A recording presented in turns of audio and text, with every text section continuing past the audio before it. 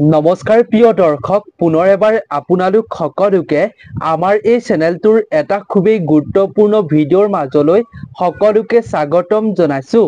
প্ৰিয় দৰ্শক, কালিলৈ হৈছে 2025 বৰ্ষৰ 21 ছেপ্টেম্বৰ তাৰিখ আৰু দেওবাৰ কালিলৈ আছে মহালয়া। কালিলৈ দিনটোত আপুনি যদি ৰাতিপুৱা ব্ৰহ্ম মুহূৰ্ততে আপুনি খোজ কাঢ়িবলৈ যায়, তেন্তে আপুনি ঘূৰি আহি এই কামটো অৱশ্যেই কৰিব। ব্ৰহ্ম মুহূৰ্তত আপুনি মহালয়াৰ দিনা খোজ কাঢ়িলে কি হয় আৰু কিয় এই দিনটোত খোজ কাঢ়িব লাগে, আজিৰ এই ভিডিঅ'টোৰ জৰিয়তে আমি আপোনালোকৰ লগত সুন্দৰভাৱে শ্বেয়াৰ কৰিব খুজিছো। কালিলৈ ধাৰালৈ নামি আহিব মা দেৱী দুৰ্গা আৰু আপুনি কালিলৈ এই পবিত্ৰ দিনটোত যদি ৰাতিপুৱা ব্ৰহ্ম মুহূৰ্ততে আপুনি খোজ কাঢ়িবলৈ যায়, তেন্তে আপুনি ইয়াৰ ফলত কি সুফল পাব পাৰিব আৰু ঘূৰি আহি আপুনি কোনটো কাম কৰাটো খুবেই জৰুৰী, আপুনি জানি লোৱাটো জৰুৰী। মহালয়াৰ দিনা প্ৰায়ভাগ লোকেই ব্ৰহ্ম মুহূৰ্ততে উঠি খোজ কাঢ়িবলৈ যায় তেওঁলোকৰ বন্ধুবৰ্গৰ লগত। পৰিয়ালৰ সদস্যসকলে একেলগে মিলি সকলোৰে লগত এই ব্ৰহ্ম মুহূৰ্তত খোজ কাঢ়িবলৈ যায়। আপুনি এই দিনটোত ব্ৰহ্ম মুহূৰ্ততে সাৰ পাই উঠি খোজ কাঢ়িবলৈ যি আপুনি ইমান কষ্ট কৰিব, সেই কষ্টৰ ফল পাবলৈ হলে আপুনি এই কামটো আপুনি কৰাটো খুবেই জৰুৰী। খোজ কাঢ়িবলৈ গৈ আপুনি ঘূৰি অহাৰ পাছত আপোনাৰ ঘৰত। গতিকে প্ৰিয় দৰ্শক, আজিৰ ভিডিঅ'টো আপুনি সম্পূৰ্ণকৈ চাই থাকক, তেতিয়া আপুনি সুন্দৰভাৱে সকলোখিনি কথা জানিব পাৰিব। প্ৰিয় দৰ্শক, মহালয়াৰ বিষয়ে বহুতো পৌৰাণিক কাহিনী আছে।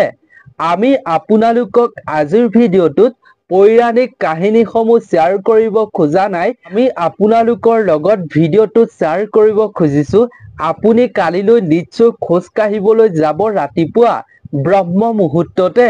গতিকে আপুনি কি কাৰ্য ঘূৰি আহি কৰিব তাৰ বিষয়ে শ্বেয়াৰ কৰিম।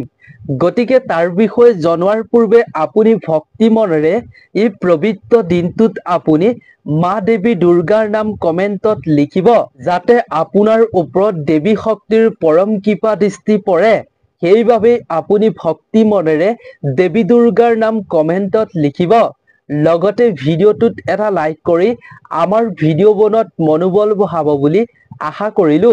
আৰু যদি আপুনি প্ৰথমবাৰৰ বাবে আমাৰ চেনেলটোৰ ভিডিঅ' চাইছে, তেন্তে আমাৰ এই চেনেলটো ছাবস্ক্ৰাইব কৰি ৰাখিব।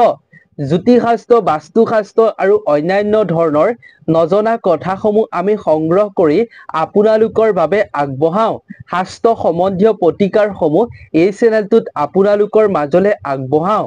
গতিকে আপুনি যদি এনেধৰণৰ তথ্যসমূহ পাব বিচাৰে, তেন্তে চেনেলটো অৱশ্যেই ছাবস্ক্ৰাইব কৰি ৰাখিব। প্ৰিয় দৰ্শক, বহু লোকে নাজানে মহালয়াৰ দিনা খোজ কাঢ়ি ঘূৰি আহি তেওঁলোকে কি কাম কৰিব লাগে, যাৰ ফলত মহামায়াৰ পৰম শক্তি তেওঁলোকে লাভ কৰি জীৱনত খুব চমৎকাৰী ফল পাবলৈ সক্ষম হ'ব পাৰিব। কেৱল প্ৰিয় দৰ্শক ইমানেই নহয়, আপুনি কৰা এই সৰু কামটোৰ ফলত মহামায়াৰ শক্তি সন্তোষিত হ'ব আৰু আপুনি দেৱী শক্তিৰ প্ৰভাৱত আপুনি ইমানেই উন্নতি হ'ব, আপুনি নিজেই দেখি আচৰিত হ'ব। লগতে আপুনি যিকোনো ক্ষেত্ৰতে সফলতা পাবলৈ সক্ষম হ'ব পাৰিব, মনৰ আশা আকাংক্ষাও পূৰ্ণ কৰিব পাৰিব। কিন্তু প্ৰিয় দৰ্শক, আপুনি এই মহালয়াৰ দিনা কিছুমান আপুনি কামৰ প্ৰতিও লক্ষ্য ৰাখিব লাগিব। যদি আপুনি খোজ কাঢ়িবলৈ যায়, আপুনি খোজ কাঢ়িবলৈ যোৱাৰ সময়ত বা ঘূৰি আহি আপুনি ভুলতো কেইটামান কাম নকৰিব। গতিকে প্ৰিয় দৰ্শক, আপুনি কৰা এই সৰু ভুল কামৰ বাবে দেৱী শক্তি অসন্তুষ্ট হ'ব আৰু যাৰ ফলত আপুনি আপোনাৰ ঘৰখনে ইয়াৰ ফল গোটেই বছৰটো ভোগ কৰিব লাগিব। মহা বিপদে আপোনাক আগুৰি ধৰিব। সেইবাবেই আপুনি এনে কাৰ্য নকৰাটো ভাল। আপুনি খোজ কাঢ়িবলৈ গ'লেও নকৰিব আৰু আপুনি নগ'লেও এই কাৰ্যত আপুনি কেতিয়াও লিপ্ত নহ'ব, অৰ্থাৎ নকৰিব এই কাৰ্য।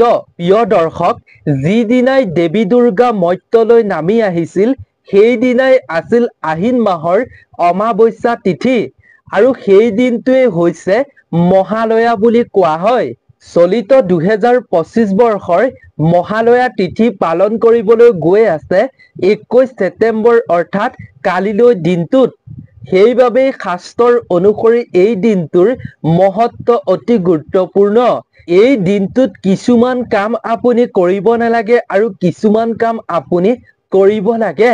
যিটো কাম আমি শ্বেয়াৰ কৰিম, এইটো কাম কৰিলে আপুনি দেৱী শক্তিৰ শুভ প্ৰভাৱৰ ফলত আপুনি খুব ভাল ফল পাব। আৰু যিকেইটা কাম আমি আপোনালোকৰ লগত শ্বেয়াৰ কৰিম নকৰিবৰ বাবে, এইকেইটা কাম ভুলতো কেতিয়াও নকৰিব। প্ৰিয় দৰ্শক, মাত্ৰ আপুনি মহালয়াৰ দিনা কালিলৈ আপুনি খোজকাঢ়িবলৈ যাওক বা নাযাওক, আপুনি মুঠৰ ওপৰত যদি খোজকাঢ়িবলৈ যায় তেন্তে ঘূৰি আহি এই কামসমূহ নকৰাকৈ আপুনি এই কামটো কৰক।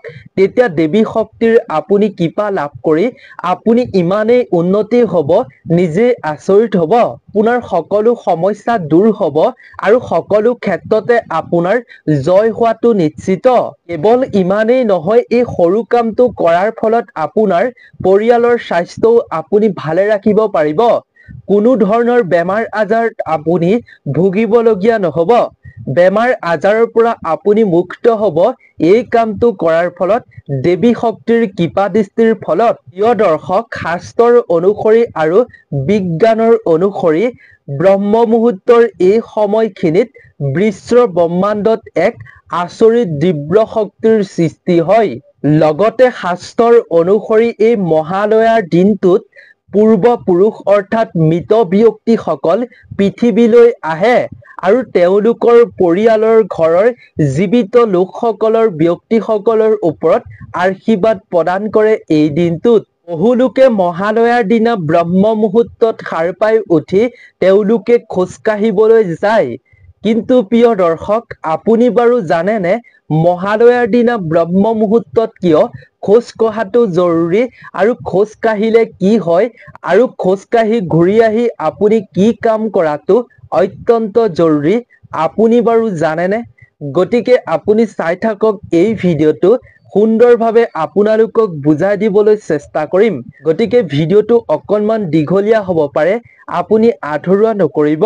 প্ৰিয় দৰ্শক, মহালয়াৰ দিনা এই ব্ৰহ্ম মুহূৰ্তত এক আচৰিত শক্তিৰ সৃষ্টি হয়, যাৰ ফলত মৃত ব্যক্তিসকল অৰ্থাৎ পূৰ্বপুৰুষসকল পৃথিৱীৰ ধামৰ দিশে আগমন ঘটে। আৰু আনফালে শাস্ত্ৰৰ অনুসৰি কোৱা হৈছে, এই ব্ৰহ্ম মুহূৰ্তৰ সময়খিনিত মহালয়াৰ দিনা দেৱী দুৰ্গাই স্বৰ্গলোকৰ পৰা মৰ্ত্যলোকলৈ প্ৰৱেশ কৰিছিল। গতিকে আপুনি যদি কালিলৈ মহালয়াৰ দিনটোত ব্ৰহ্ম মুহূৰ্তত খোজ কঢ়াৰ পৰিকল্পনা কৰি আছে, তেন্তে ঘূৰি আহি অৱশ্যেই এই কামটো কৰিব। আপুনি কালিলৈ মহালয়াৰ দিনা ব্ৰহ্ম মুহূৰ্ততে সাৰ পাই উঠি আপুনি ব্ৰহ্ম মুহূৰ্তৰ পৰা সূৰ্য উদয় নোহোৱা পৰ্যন্ত আপুনি যিমান পাৰে সিমান খোজ কাঢ়িব। তাৰ পাছত আপুনি সূৰ্য উদয় হোৱাৰ লগে লগে ঘূৰি আহি আপুনি নদীত স্নান কৰিব। আপুনি যদি নদীত স্নান কৰিব নোৱাৰে তেন্তে ঘৰতে স্নান কৰিব পাৰিব। ঘৰত স্নান কৰিলে আপুনি স্নান কৰা পানীত অকণমান গংগা জল আৰু কেইটামান ক'লা তিল আপুনি মিহলাই লৈ স্নান কৰিব। আৰু তাৰ পাছত আপুনি আপোনাৰ ঘৰৰ মৃত ব্যক্তিসকলৰ বাবে, পূৰ্বপুৰুষসকলৰ বাবে দক্ষিণ মুৱাকৈ আপুনি জল অৰ্পণ কৰিব। ইয়াৰ ফলত আপুনি পূৰ্বপুৰুষসকলৰ অৰ্থাৎ মৃত ব্যক্তিসকলৰ অসীম কৃপা দৃষ্টি লাভ কৰিবলৈ সক্ষম হ'ব পাৰিব। আপুনি কৰা এই কাৰ্যৰ ফলত মৃত ব্যক্তিসকল খুবেই প্ৰসন্ন হ'ব আৰু আপুনি জীৱনত এই কাৰ্য কৰাৰ ফলত সুখী হ'ব পাৰিব। ইয়াৰ লগতে আপুনি বেমাৰ ব্যাধিৰ পৰাও ৰক্ষা পাব পাৰিব। যদি আপুনি অজানিতে বা জানি শুনি কৰা কিছুমান দোষ আছে মৃতকৰ, তেন্তে সেই মৃতকৰ দোষসমূহো আপুনি এই কাৰ্য কৰাৰ ফলত খণ্ডন হৈ পৰিব। ফলস্বৰূপে আপুনি নানা ধৰণে উন্নতি হ'বলৈ সক্ষম হ'ব পাৰিব আৰু সম্পূৰ্ণৰূপে আপুনি বিপদৰ পৰা ৰক্ষা পাব পাৰিব। এইখিনি কৰাৰ পাছত আপোনালোকে দেৱী দুৰ্গাক স্বাগতম জনাব আৰু তাৰ পাছত আপোনালোকে ঘৰৰ উত্তৰ দিশলৈ গৈ আপুনি দেৱী দুৰ্গাৰ নামত এপাহ জবা ফুল আপুনি অৰ্পণ কৰিব। ইয়াৰ ফলত আপোনাৰ জীৱনত দেৱী শক্তিৰ অসীম কৃপা দৃষ্টি পৰিব।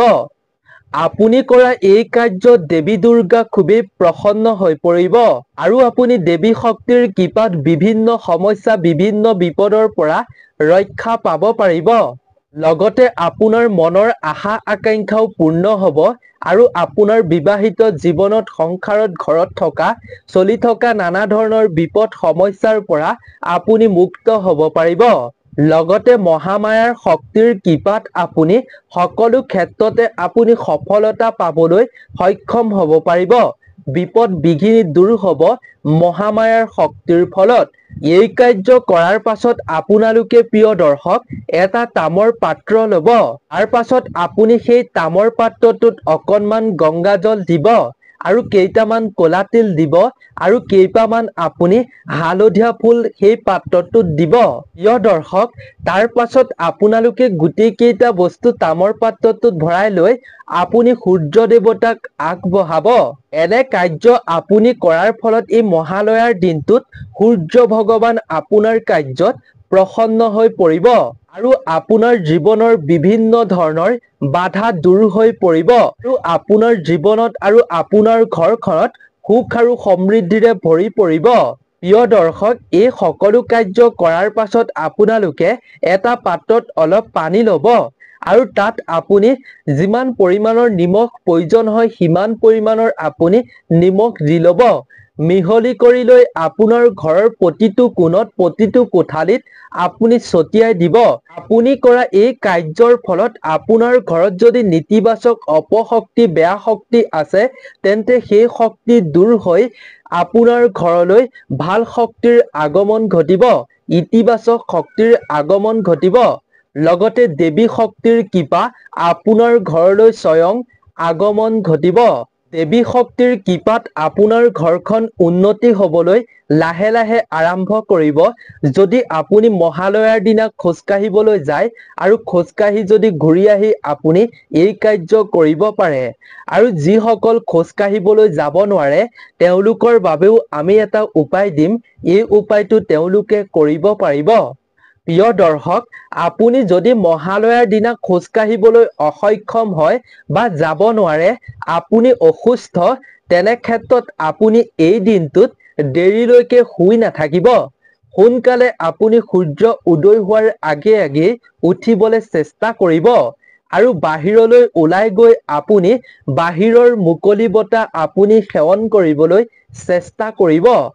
কাৰণ প্ৰিয় দৰ্শক, মহালয়াৰ দিনা এই সময়খিনিত এক দিব্য শক্তিৰ সৃষ্টি হয় আৰু সেই দিব্য শক্তিৰ যদি আপুনি বতাহ সেৱন কৰিব পাৰে তেতিয়াহ'লে আপোনাৰ জীৱনৰ পৰা বিভিন্ন ৰোগ ব্যাধি দূৰ হৈ পৰিব। দেৱী শক্তিৰ আপোনাৰ ওপৰত প্ৰভাৱ পৰিব, যাৰ ফলত আপুনি সুস্থ হ'ব পাৰিব যদি আপুনি এজন অসুস্থ ব্যক্তি হয়। গতিকে আপুনি ভুলতো শুই নথকাকৈ বাহিৰৰ মুকলিৰ বতাহ সেৱন কৰিব। আপুনি এই কাৰ্য কৰিব পাৰিলে আপোনাৰ মনত মনোবলো বৃদ্ধি হ'ব আৰু বেমাৰ আজাৰো দূৰ হ'ব। কিন্তু প্ৰিয় দৰ্শক, প্ৰতিজন ব্যক্তিয়ে এই দিনটোত খোজ কাঢ়িবলৈ যাওকেই বা নাযাওকেই আপুনি ভুলতো দুটামান কাম কৰিব নালাগে। আহক আমি তাৰ বিষয়ে এইবাৰ সুন্দৰভাৱে জানি লওঁ। এক নম্বৰতে হৈছে প্ৰিয় দৰ্শক, দেৱী দুৰ্গা হৈছে নাৰী শক্তিৰ প্ৰতীক। গতিকে এই দিনটোত স্বৰ্গলোকৰ পৰা মৰ্ত্য লোকলৈ নাৰী শক্তি অৰ্থাৎ দেৱী দুৰ্গা নামি আহে। সেইবাবেই প্ৰিয় দৰ্শক, আপুনি মহালয়াৰ দিনা ভুলতো কেতিয়াও নাৰী অৰ্থাৎ মহিলাক অপমান নকৰিব, অপশব্দ ব্যৱহাৰ নকৰিব, বেয়া চকুৰে আপুনি বেয়া দৃষ্টিৰে মহিলাক কেতিয়াও নাচাব। আপুনি এই দিনটোত তেনে কাৰ্যত লিপ্ত হয় তেনে কাৰ্য কৰে তেতিয়া দেৱী শক্তিক অপমান কৰা হ'ব। তাৰ পাছত আপোনাৰ জীৱনত নানা ধৰণৰ সমস্যাই আগুৰিবলৈ ধৰিব। ফলস্বৰূপে আপোনাৰ ওপৰত দেৱী শক্তিৰ বেয়া প্ৰভাৱ পৰিব আৰু সেই ব্যক্তিজনৰ জীৱনত ঘৰত অন্ন বস্ত্ৰ টকা পইচাৰ সমস্যা হ'ব, বেমাৰ আজাৰে দেখা দিব, লগ নেৰা হ'ব দুৰ্ভাগ্যই। সেইবাবেই আপুনি দেৱী শক্তিৰ বেয়া প্ৰভাৱৰ পৰা ৰক্ষা পাবলৈ আপুনি এনে কাৰ্যত কেতিয়াও লিপ্ত নহ'ব। নহলে আপুনি আপোনাৰ জীৱনলৈ মহাবিপদ নিজেই মাতি অনাৰ দৰেই হ'ব। গতিকে এনে কাৰ্য নকৰিব ভুলতো। 2 নম্বৰতে হৈছে আপুনি এই দিনটোত মাছ মাংস সুৰা কেতিয়াও সেৱন নকৰিব। এনে কাৰ্যত দেৱী শক্তিক অপমান কৰাৰ দৰে হ'ব। গতিকে আপুনি এনে কাৰ্য নকৰাকৈ আমি যি কাৰ্য কৰিবৰ বাবে শ্বেয়াৰ কৰিলো পূৰ্বতেই আপুনি এই কাৰ্য কৰিব। লগতে এই দিনটোত আপুনি কাকো কেতিয়াও টকা পইচা ধাৰলৈ ঋণলৈ কেতিয়াও নিদিব আৰু নিজেও নানিব আৰু ঘৰৰ পাকঘৰৰ সামগ্ৰী কেতিয়াও আনক ধাৰলৈ নিদিব এই দিনটোত। গতিকে প্ৰিয় দৰ্শক, আজিৰ ভিডিঅ'টো ইমানেই আছিল। আপুনি এইকেইটা কাম নকৰিব আৰু আপুনি খোজকাঢ়িবলৈ গ'লে অৱশ্যেই প্ৰথমেই কোৱা এই কামকেইটা কৰিব। সুফল নিশ্চিতভাৱে আপুনি দেৱী শক্তিৰ কৃপাত লাভ কৰিব। গতিকে আজিৰ ভিডিঅ'টোৰ পৰা আমি বিদায় লৈছো। আপোনালোক সকলো ভালে থাকক, সুস্থ থাকক। দেৱী শক্তিৰ কৃপাত আপোনাৰ সকলো মনৰ ইচ্ছা পূৰণ হওক, জীৱনৰ পৰা বাধা বিঘিনি দূৰ হওক। তাৰ বাবে আমিও দেৱী শক্তিৰ শ্ৰীচৰণত প্ৰাৰ্থনা কৰিছো। গতিকে নতুন এটা ভিডিঅ'ত লগ পাম। আজিৰ ভিডিঅ'টোৰ পৰা বিদায় লৈছো। ধন্যবাদ।